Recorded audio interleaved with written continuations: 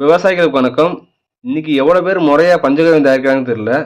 நம்ம பஞ்சகவ்யம் தயாரிக்கிறதுக்கு 10 kilo சாணத்துக்கு 1 kilo நெய்ய நல்லா போட்டு பெசஞ்சு 3 நாள் நொதிக்க வச்சிடணும். பருத்தி துணியில போட்டு. அந்த மாரி நம்ம பருத்தி துணியில போட்டு இந்த நெய்ய ஊத்துறப்ப அந்த பருத்தி துணிய நெய்யெல்லாம் இழுத்துரும். அதனால இந்த மாரி ஒரு பாத்திரத்துல போட்டு சாணத்தையும் நெய்ய ஊத்தி நல்லா பெசைங்க. பெசஞ்சிட்டு ஒரு பிளாஸ்டிக் பாலியில பருத்தி துணியை உள்ள வச்சு அது மேல சாணத்தெல்லாம் எடுத்து போட்டுரும். கடைசியா அந்த பாத்திரத்துல நெய் ஊட்டி இருக்கும், அதெல்லாம் நல்லா கழுவி உள்ளே ஊத்திட்டு அந்த பருத்தி துணியை போட்டு மூடி வச்சிடுறோம். அந்த மாதிரி நம்ம பஞ்சகவ்யம் தயாரிக்கிறதுக்கு முன்னாடி நெய்யை வாங்கிக்கிறோம், அப்புறம் தான் நம்ம சாணத்தை ரெடி பண்ணணும். ஏன்னா ஆரம்பத்திலே சாணத்தை ரெடி பண்ணி வச்சிட்டோம்னா எல்லாம் புழு வச்சு வீணா போயிடும். நம்ம திறந்து ஓப்பனா வச்சிருவோம். கடைசியா இந்த கலவையை பாதுகாப்பா மூடி வச்சிருவோம், புழு வைக்காம இருக்கப்பதான்.